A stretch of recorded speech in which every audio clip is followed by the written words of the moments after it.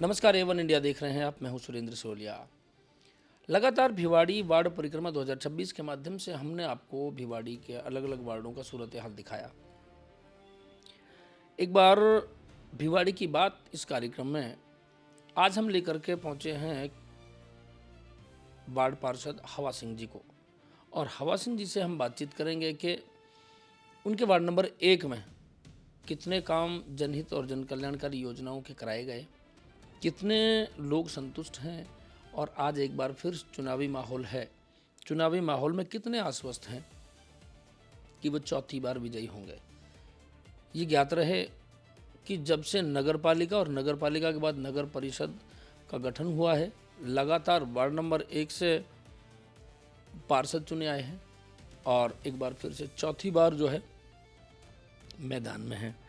हवा सिंह जी हमारे साथ मौजूद हैं। हवा सिंह जी, सबसे पहले तो A1 इंडिया में आपका स्वागत है। दूसरी बात ये है, ऐसा क्या जादू करते हैं आप लोगों पर कि 3 टर्म में लगातार आप पार्षद हैं और चौथी बार गुंजाइश नज़र आ रही है कि शायद आप चौका मारेंगे। और भगत सिंह कॉलोनी से लगता हुआ लगभग आपके घर से भगत सिंह कॉलोनी तक का एरिया जो आपका है वो वार्ड है आपका। हरियाणा राजस्थान के बॉर्डर पे चर्चाओं में आपका घर रहता है, और जो लोग हैं वो भी समझदार हैं और संपन्न प्रवृत्ति के लोग हैं। जितने भी ऑफिसेज हैं, बैंक हैं, वो सब आपके वार्ड में आते हैं। अगर ये कहूँ तो शायद गलत नहीं होना चाहिए कि आप वार्ड नंबर 1 के साथ साथ अब सबसे धनवान वार्ड के अभी आप पार्षद हैं। क्या कहेंगे आपके आप इस संबंध में? कार्यक्रम में आपका स्वागत है। धन्यवाद सुरेंद्र जी। सबसे पहले तो मैं A1 न्यूज़ के सभी दर्शकों को धन्यवाद करूंगा। सबको मैं नमस्कार करूंगा। और जो आपने मुझे ये सवाल पूछा कि आप लगातार तीसरी बार पार्षद हैं, आपने क्या जादू किया है, तो मैं सुरेंद्र जी एक ही बात कहना चाहूँगा कि हमने इसमें धन्यवाद का पात्र आप मुझे मत बनाइए। ये हमारे क्षेत्र की जो जनता है, जो मेरे वार्ड की जनता है, वो धन्यवाद का पात्र हैं और वो इस वार्ड के असली हीरो हैं। उन्होंने मुझ पर बार बार विश्वास जताया और मुझे ये आशा ही नहीं, विश्वास भी है कि वो मुझे लगातार अब चौथी बार भी चुनने जा रहे हैं। और मुझे इस बात पे भी बड़ा गर्व होता है कि मैं जब 2009 में पहली बार चुनाव में आया था तो मेरी उम्र 21 वर्ष थी। शायद सबसे कम उम्र के आप पार्षद थे। जी, मैं सबसे कम उम्र का पार्षद बना था। तो मेरा कोई रिपोर्ट कार्ड भी नहीं था किसी के सामने, लेकिन उस समय हमारा व्यवहार को देखते हुए, हमारे पारिवारिक पृष्ठभूमि को देखते हुए सब लोगों ने मुझ पे विश्वास जताया और उस विश्वास पे हम लोग कहीं ना कहीं हमने कोशिश करी कि हम लोग खरे उतरें, सब लोगों का काम कराएं, और उस काम के ही बेस पे हम लोग चुनाव के बीच में जाते हैं, जनता के बीच में फिर से जाते हैं। और उसके 2009 में जब मैं चुनाव लड़ा था तो मेरा मार्जिन जो था वो 116 वोटों का था। मेरे निकटतम प्रतिद्वंदी थे, उनसे मैं 116 वोटों से विजयी हुआ। फिर दूसरा जो चुनाव हुआ उसमें मेरा मार्जिन थोड़ा बढ़ के उसमें करीब 151 वोटों से मैं विजयी हुआ। और फिर मैंने तीसरा चुनाव जब लड़ा तो उसमें मुझे करीब 497 वोटों से मुझे विजयी प्राप्त हुई। और शायद आप उस समय पार्टी भी दूसरी से थे। जी, मैं तीनों चुनाव पहला चुनाव मैं भारतीय जनता पार्टी की टिकट पे लड़ा था और फिर उसके बाद मैंने दोबारा टिकट मांगा पार्टी से। हाँ, तो मेरा टिकट कट गया पार्टी से, फिर मैं निर्दलीय चुनाव लड़ा। फिर उसके बाद मैं तीसरी बार कांग्रेस से चुनाव लड़ा और अब मैंने फिर से भाजपा का दामन थामा है और मुझे विश्वास है कि इस बार टिकट की मेरी दावेदारी सही साबित होगी। हवा सिंह जी, एक बात तो सटीक साबित होती है आपके इस पूरे एक्सपीरियंस और आपके अभी तक के कैरियर से कि नगर निकाय चुनाव पार्टी विशेष चेहरा नहीं होकर के व्यक्ति विशेष का चेहरा होता है। क्योंकि लगातार आपने कहा, एक बार आप भारतीय जनता पार्टी के टिकट पर चुनाव जीते, इंडिपेंडेंट रहे, कांग्रेस से रहे, तो ये साफ जाहिर होता है कि जो निकाय चुनाव है या लोकल चुनाव है या छोटे जो स्तर के चुनाव हैं, उनमें जो व्यक्ति विशेष का चेहरा है वो बड़ी चीज़ होती है। और किसी भी पार्टी से आप आए, लेकिन चेहरा वही रहा और ये लोगों वास्तव में वो लोग हीरो हैं और धन्यवाद के काबिल भी जिन्होंने आप पे लगातार भरोसा किया।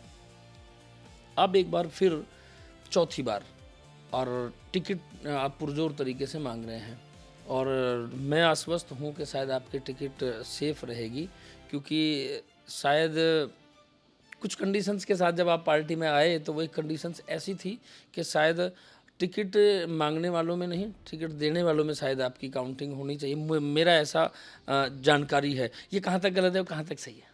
देखिए सुरेंद्र जी, भारतीय जनता पार्टी जो है वो विश्व की सबसे बड़ी पार्टी है।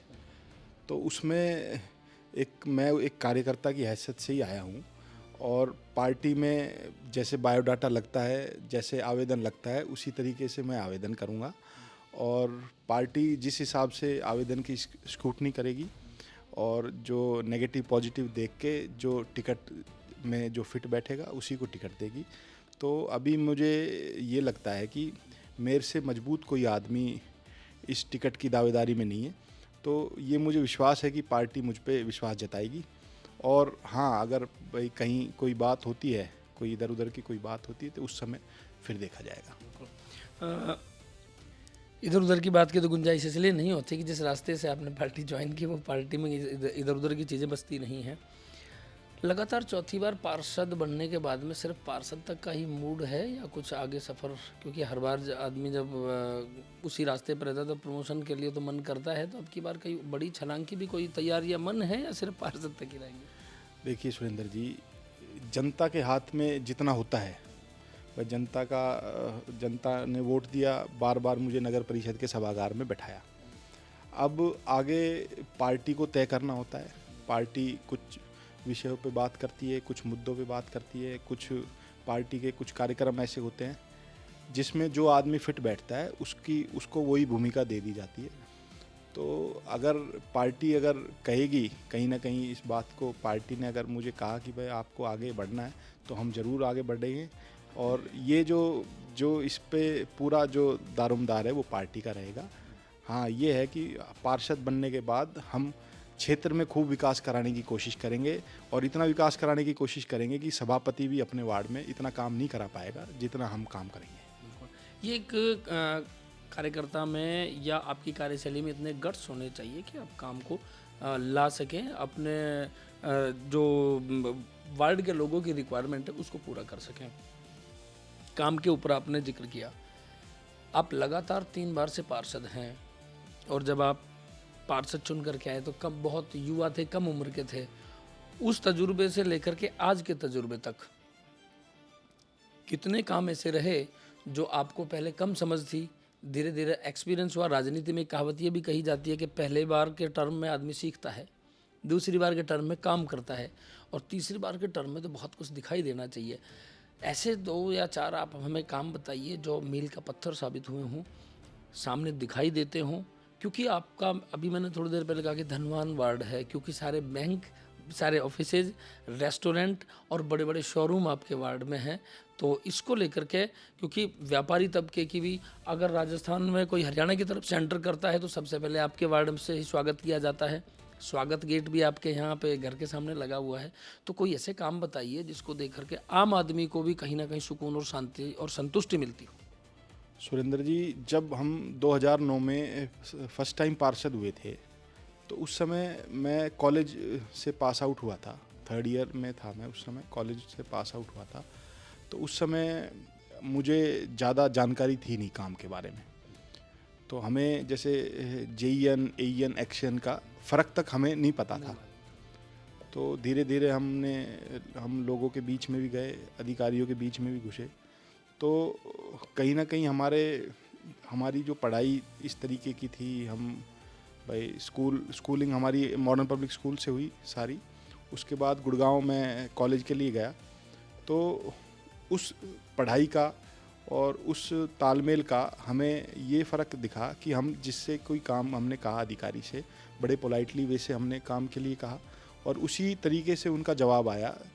कोई काम के लिए हमें ऐसा लगा कि कोई बड़ा काम था तो हमें 4 चक्कर भी काटने पड़े, लेकिन हमने कभी किसी अधिकारी से कोई गलत बात नहीं करी। और कोई काम ऐसे भी थे जो एक बार कहने से भी हो गए।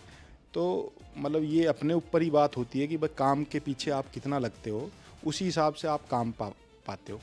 अभी कोई बड़े काम की मैं बात करूं तो आज हमारे यहाँ जल भराव की बहुत बड़ी एक समस्या चल रही है, और उस जल भराव में नेशनल हाईवे लगभग बंद पड़ा है करीब 3 साल से। आपके 2 दरवाजे भी लगभग उसमें बाधित हैं। जी बिल्कुल, हम लोग दोनों गेट हमारे पानी के अंदर ही समझो आप। तो हमने एक रोड ऐसा बनाया जो आज नेशनल हाईवे का काम करता है। आप देखोगे कि सुखम टावर के पीछे, बीड़ा ऑफिस के पीछे से लेके और आशिना ग्रीन तक वो रोड अगर आज नहीं होता तो हमारे पास भिवाड़ी के लिए निकासी नहीं होती। उस रोड को हमने 4 लेन कराया। उस 4 लेन का आज हम पे ये असर हुआ कि जो नेशनल हाईवे बंद पड़ा हुआ है, उस नेशनल हाईवे को हम अगर यूज़ भी नहीं करें तो उस रोड से हमारा काम चल सकता है। उसके बाद हमारे यहाँ कॉलोनी में, हमारी भगत सिंह कॉलोनी में लगभग 3 से 4 पार्क हैं। उन पार्कों में लाइट की व्यवस्था ठीक नहीं थी। हमने हर एक पार्क में हाई मास्ट लाइट देने का काम किया। हर एक पार्क में जिम के इक्विपमेंट्स हैं, हर एक पार्क में खेलने कूदने के इक्विपमेंट्स हैं। साफ़ सफाई की व्यवस्था हमने दुरुस्त कराई। और जैसा कि आपने कहा कि मेरे यहाँ ज़्यादातर कॉमर्शियल वार्ड है, बैंक्स हैं, हॉस्पिटल्स हैं और बड़े बड़े उद्योगपति हैं यहाँ पर, जो लोग रह रहे हैं यहाँ पर। तो हमारे ऊपर उन लोगों ने इसी वजह से विश्वास जताया कि हम लोगों ने डिलीवर करके दिया, काम हमने करके दिखाया। जो लोगों ने हमें कोई काम के लिए कहा, किसी भी काम के लिए कहा, तो हमने अपनी पूरी ताकत दी, 100% लगाया और उस पे हम लोगों ने पूरी शिद्दत के साथ काम किया और उसमें कहीं ना कहीं हम लोग कामयाब भी हुए। अभी एक बड़ा मुद्दा चल रहा है हमारे यहाँ, 2 स्टेट का मुद्दा चल रहा है। एक जल भराव का मुद्दा है। पिछले 3 साल से मैं भी उसमें पीड़ित हूँ और हमारा जो वार्ड है वो भिवाड़ी का सबसे ज़्यादा पीड़ित वार्ड है उसमें। तो उसमें क्या हुआ कि जैसे हरियाणा सरकार ने रैंप लगा दिया, पानी हमारे यहाँ घुसना शुरू हो गया जी। तो उसके बाद हमने सोचा कि ये जो है हम पॉलिटिकल प्रेशर से इस काम को करा लेते हैं।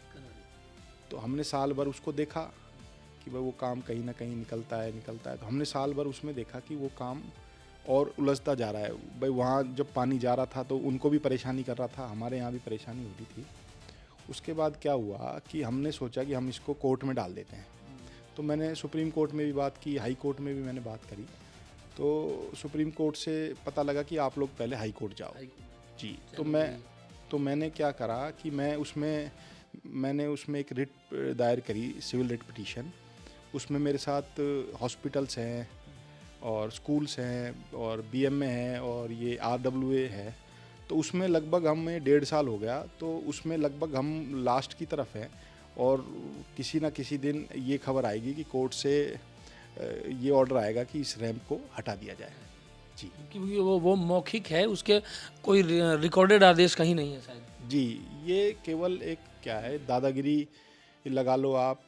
ये एक ऐसा रैंप खड़ा कर दिया यहाँ पर जिसके ना तो किसी डिपार्टमेंट से कोई आदेश हो रखे हैं, ना कोई इसमें इसके मानक पूरे किए गए हैं। ये तो एक मौत का रैंप खड़ा कर दिया जिसमें पत्थर पड़े हैं, मतलब करोड़ों रुपए का नुकसान हुआ है, गाड़ियाँ टूट गई हैं। बहुत सारे लोग भूखे मरने की कंडीशन पे जिनके व्यापार थे। व्यापारी लोग यहाँ से पलायन करने की स्थिति में हैं। और आप यहाँ का जैसे आप एक बार यहाँ पे देखोगे ना तो आपको दिखेगा कि सारी दुकानें लगभग खाली हो चुकी है। व्यापारी यहाँ से दूर जा चुका है और कम समय नहीं हुआ, 3 साल हो गए। और 3 साल में अब थोड़ी सी हमें आशा जगी है कि ये साल भर के अंदर अंदर ये काम हो जाना चाहिए, परमानेंट इसका सल्यूशन होना चाहिए। ये विवाद बहुत लंबा चल रहा है और पानी की जो समस्या है उसमें 2 दरवाजे जो हवा सिंह जी के घर के हैं वो दोनों पानी में डूबे रहते हैं। इसमें बीच बीच में आपने हमारे चैनल के माध्यम से कई बार बहुत लंबी चौड़ी कवरेज भी देखने को मिली है। शॉर्ट न्यूज़ के माध्यम से भी आपने देखा होगा, लगातार चलता रहता है। हवा सिंह जी, चुनावों का जो समर है वो बहुत मजबूती से बढ़ रहा है। बहुत एक बड़ा विषय है जो जिससे कहीं इफेक्टेड आपका वार्ड भी है, बहुत सारे वार्ड हैं। वोट इधर से उधर हुए, बहुत सारे वोट डिस्टर्ब हुए। कई जगह तो ऐसा भी देखा गया है कि प्रत्याशी ही जिनका अपने वार्ड में वोट था वो वोट ही दूसरे वार्ड में चला गया। अब प्रत्याशी जो बिल्कुल परंपरागत तरीके से उस वार्ड में थे वो ही कहीं से और पहुंचा दिए। तो इस समस्या को किस तरीके से देखते हैं? ये कहीं चुनाव परिणाम को इधर से उधर करने में अपना अहम रोल अदा कर पाएंगे? इस तरह की जो डिस्टर्बेंस जो पैदा ये की गई है, या इसको मानवीय त्रुटि कह सकते हैं, लिपि की त्रुटि कह सकते हैं, या एक सोची समझी साजिश कहा जा सकता है? इसको किस तरीके से? देखिए सुरेंद्र जी, ये जो वोटर लिस्ट का जो डिस्ट्रीब्यूशन होता है वार्ड वाइज, पहले भाग संख्या होती है, उसके बाद आप वार्ड वाइज उस लिस्ट को इधर उधर करते हैं। तो उसमें मेन रोल होता है बीएलओज का, और स्थानीय लोगों का कोई उसमें जैसे कोई बैठ जाता है तो उसमें कोई 2-4 वोट इधर उधर हो जाए तो मैं कहता नहीं, क्योंकि भिवाड़ी में मुझे जैसे मैं समझता हूँ कि हमारे यहाँ जो लोग 2009 में वोटर थे वो आज कोई आदमी दूसरे वार्ड में चला गया। माइग्रेटिंग पॉपुलेशन बहुत ज़्यादा है भिवाड़ी में, तो आज जो यहाँ रह रहा है वो 3 साल बाद हो सकता है कहीं और रह रहा हो। तो इस वजह से भी हमें लगता है कि भाई ये पहले यहाँ था, उसके बाद 3 साल बाद वहाँ चला गया, 3 साल बाद हो सकता है वो यहाँ से चला भी गया हो। जैसे हम लोग एसआईआर देखते हैं तो एसआईआर में काफ़ी वोट यहाँ से कटी है। तो माइग्रेटिंग कुछ लोग इसलिए नहीं जुड़वा रहे क्योंकि उनके गांव में जुड़ी हुई है, कुछ लोग इसलिए नहीं जुड़वा रहे कि भाई उनकी दूसरी जगह कहीं जुड़ी हुई है। तो इस वजह से ये लगता है, लेकिन इतनी कोई बड़ी भूल मुझे लगता नहीं कि कहीं हुई है। और अगर कोई भूल भी हुई है तो उसके लिए चुनाव आयोग ने फॉर्म्स अवेलेबल कराए हैं। आप फॉर्म्स भरिए और अपने डॉक्यूमेंट्स लगाइए, उस डॉक्यूमेंट्स के आधार पर आपकी वोट जहां आप चाहते हो वहां पर हो जाएगी। लेकिन यह है कि आम आदमी के लिए 2 मशक्कत बढ़ गई है कि पहले वो वोटर लिस्ट चेक करे उसका वोट वहाँ है कि नहीं है। अगर उसको कहीं डिस्टर्बेंस नज़र आता है तो फिर वो बीएलओज का या ऑफिसेज का चक्कर लगाए, वो कहीं ना कहीं समस्या बढ़ गई है। भिवाड़ी में आम कामगार है, जो काम के लिए आदमी जुड़ा है, एक एक मिनट का उसको चार्ज, चाहे वो रेंट पे रह रहा है उसका देना है, एक एक चीज़ का खर्चा चलता है, यहाँ पे चार्ज चलते हैं। वार्ड नंबर 1 की जनता को क्या आश्वासन आप देंगे कि एक बार फिर अगर वो आपको मौका देती है तो किस तरह के सौगात उनको मिल सकती है, किस तरह के काम उनको और देखने को मिल सकते हैं? और कोई एक काम ऐसा आप हमें बताएं चौथी बार के टर्म में कि आप दिमाग में ऐसा लेकर के बैठें कि अगर अब की बार मुझे ये कामयाबी मिली तो एक बड़ी सौगात ऐसी देंगे जो कभी हम दोबारा आए या ना आए लेकिन जनता याद करे। देखिए सुरेंद्र जी, मैं तो देखो पहले ही मेरी वार्ड की जनता का मैं बहुत ऋणी हूँ। उन्होंने मुझे लगातार 3 बार मेरे पे विश्वास जताया है, तो मैं मांगने की स्थिति में ही नहीं हूँ। उन्होंने मुझे इतना दे दिया कि मैं मतलब जब मैं 21 साल का था, कोई मेरा रिपोर्ट कार्ड नहीं, कुछ देखना नहीं, कुछ नहीं, तब से उन लोगों ने मुझ पे विश्वास जताया।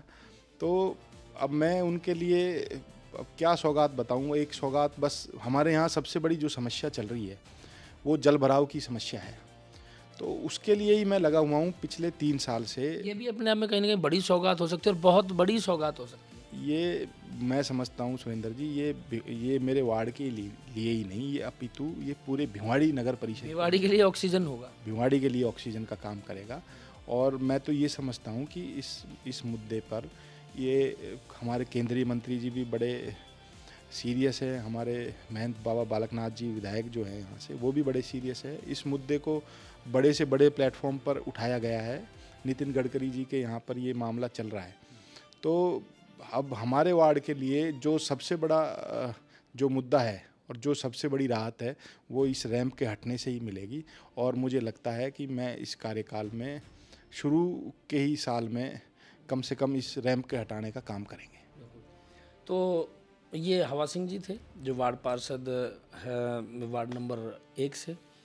चौथी बार में उम्मीद की जा सकती है क्योंकि उनका जो सरल व्यक्तित्व और भाषा शैली और वेल एजुकेटेड और लगातार लोगों के बीच में बने रहना, क्योंकि कहीं ना कहीं वार्ड नंबर 1 शुरुआत ही हवा सिंह जी के घर से होता है, क्योंकि शुरुआत में हवा सिंह जी का घर ऐसी जगह पे है जो आपने कई बार सोशल मीडिया पर या टीवी चैनल्स पर अजब गजब में आपने देखा होगा, अलग अलग तरीके के प्रोग्राम में इस घर को दिखाया जाता है।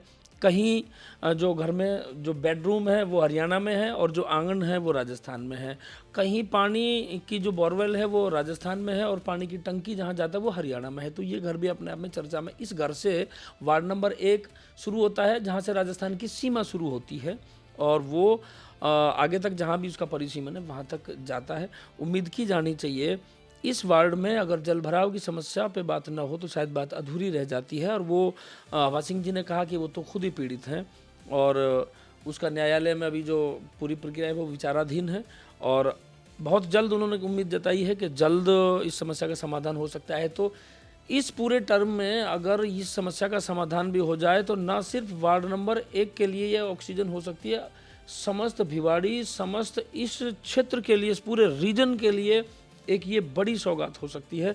कहीं ना कहीं हवा सिंह जी, अगर आप और कुछ करा पाए या ना करा पाए, अगर आप इस समस्या का समाधान करा पाए तो ये समझिए अभी आप भी लगातार ताउम्र लोगों की नज़र में हीरो ही रहेंगे और भिवाड़ी पे बहुत बड़ा कर्ज होगा, क्योंकि करने वालों ने तो अपने काम का कर दिया। ये बड़ी समस्या है। NH 919 पिछले कई सालों से बंद है। कल्पना कीजिए, एक आम आदमी अपनी समस्याओं को लेकर, अपनी ज़रूरतों को लेकर अगर हाईवे को जाम कर दे और रोड को बंद कर दे तो गंभीर धाराओं में, अपराध की धाराओं में मुकदमे दर्ज हो जाते हैं। यहाँ किस धाराओं में किस पे मुकदमा दर्ज कराया जाए, यहाँ ये भी चीज़ें काम नहीं कर रही। तो उम्मीद की जानी चाहिए कि जल्दी समस्या का समाधान हो सकता है। हवा सिंह जी, बहुत धन्यवाद, आपने समय दिया, आपका बहुत आभार, धन्यवाद।